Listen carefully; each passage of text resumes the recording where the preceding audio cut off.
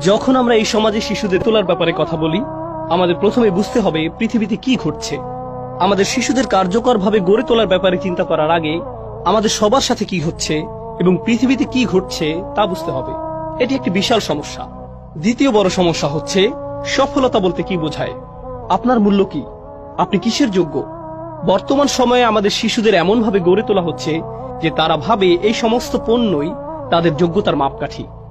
কাপড়ের ব্র্যান্ড, ফ্ল্যাটের ধরন, যেরকম গাড়িতে করে আপনার বাবা মা আপনাকে স্কুলে দিয়ে আসে, আপনি যে ব্র্যান্ডের ব্যাগ নিয়ে ঘুরছেন, এই সমস্ত বিষয় এসবই আপনার যোগ্যতা নির্ধারণ করে। এছাড়াও আরো একটি বাড়তি সমস্যা হলো সফলতা বলতে কি বোঝায়। মুসলিম বিশ্বের একটা বড় অংশের কাছে এমনকি 20, 30 বা 40 বছর আগেও সফলতার ধরন হতে পারে আপনাদের কেউ শিক্ষার ভালো সুযোগ পাননি, অথবা আপনাদের বাবা মা শিক্ষার ভালো সুযোগ পাননি এবং তারা সকল চেষ্টা দিয়ে আপনাকে ভালো শিক্ষা পাবার সুযোগ করে দিয়েছেন। আপনি জীবনে তা থেকে শিক্ষা নিয়েছেন এবং আপনি তখন ভাবলেন ভালো হয় আমার সন্তানেরা যদি উচ্চমানের শিক্ষার সুযোগ পায়।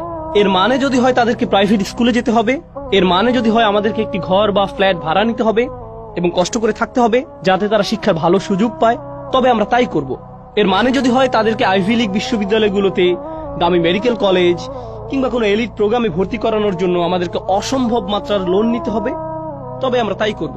কেন? কারণ সফলতার সবচেয়ে গুরুত্বপূর্ণ দিক কোনটি? আপনার শিক্ষা। আর সন্তানেরা তাদেরকে তাদের মা বাবারা বারবার বারবার বারবার বলেছেন তোমার শিক্ষা গ্রহণ করতে হবে। যদি ভালো মানের শিক্ষা গ্রহণ না করো তবে তুমি জীবনে ব্যর্থ। তোমার গ্রাজুয়েশন করতে হবে, এরপর তোমার এটা শেষ করা লাগবে, ওটা শেষ করা লাগবে, এবং আপনি যদি উপমহাদেশের কেউ হয়ে থাকেন, আপনি যদি ডাক্তার না হন, তবে নিশ্চিতভাবেই আপনি ব্যর্থ হয়েছেন এবং এই দুনিয়া থেকে আপনার আর কিছুই আশা করা উচিত নয়। এখন আপনার জন্য কেবল আখিরাতই আছে। কারণ এখন আপনার মা বাবা কিছুতেই আপনার উপর সন্তুষ্ট হবেন না, কারণ আপনি সার্জন না। এমনকি তারা বলবেন ডেন্টিস্ট হয়েও না, ডেন্টিস্ট হওয়াটা অপমানজনক, এটি নিয়ে এমনকি মাথা ঘামানোরও দরকার নেই, তাই না? তো এটি আমরা করছি। ভালো কথা। কেন আমাদের সমাজের একটি নির্দিষ্ট গ্রুপের কাছে ডাক্তার হওয়া এত গুরুত্বপূর্ণ বিষয়? আপনি জানেন কেন? কারণ এটি সবচেয়ে লাভজনক। এটি এই কারণে নয় যে আপনি মানুষের জীবন রক্ষা করছেন বা আপনি মানবতার সেবা করছেন, এসবের সাথে এর কোনো সম্পর্ক নেই।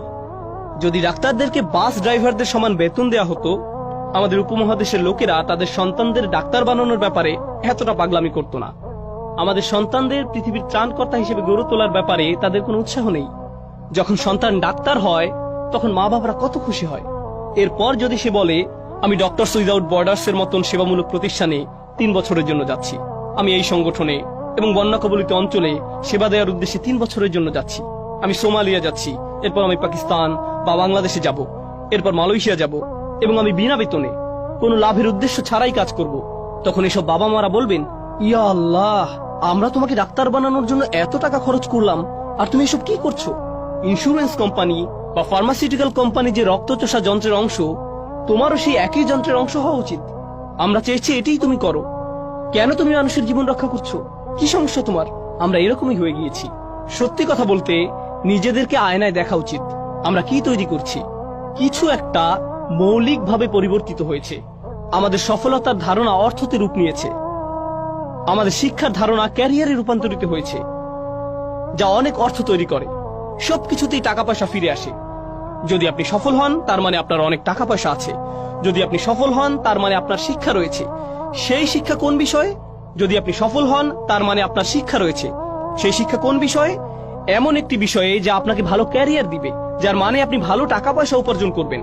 এখন সফলতার মানে এটি, সবকিছু এটিতেই ফিরে আসে। এটি আসল কথা।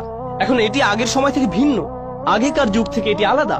আগের যুগে শিক্ষা গ্রহণ করা মানে নিজেকে বোঝা, নিজের চারপাশের দুনিয়াকে বোঝা এবং দুনিয়াকে একটি ভালো জায়গায় পরিণত করার জন্য অবদান রাখা। আর দুনিয়াকে ভালো স্থান হিসেবে গড়ে তোলার জন্য মাঝে মধ্যে আপনাকে ইতিহাস অধ্যয়ন করতে হবে, কখনো আপনাকে রাষ্ট্রবিজ্ঞান নিয়ে পড়তে হবে, কখনো আপনার সমাজবিজ্ঞান পড়তে হবে, মাঝে মধ্যে আপনাকে মিডিয়ার ব্যাপারে পড়াশোনা করতে হবে, কখনো আপনার সাংবাদিকতা নিয়ে পড়াশোনা করতে হবে। সমাজে অবদান রাখার জন্য আপনাকে নানান বিষয়ে পড়াশোনা করতে হবে। কেবল একটি বিষয় নয়, কেবল একটি বিষয় নয়। যে কোনো মাপকাঠিতেই যুক্তরাষ্ট্রের সবচেয়ে সফল কমিউনিটিগুলো তারাই যারা নিজেদের সন্তানকে কেবল একটি বিষয়ে সীমাবদ্ধ রাখেনি। আমার এক বন্ধু আমাকে বলে, যদি স্টিফেন স্পিলবার্গ পাকিস্তানের হতো তবে সে ডাক্তার হতো। ঠিক, তিনি একজন ডাক্তার হতেন। কেন? কারণ আমরা এমন।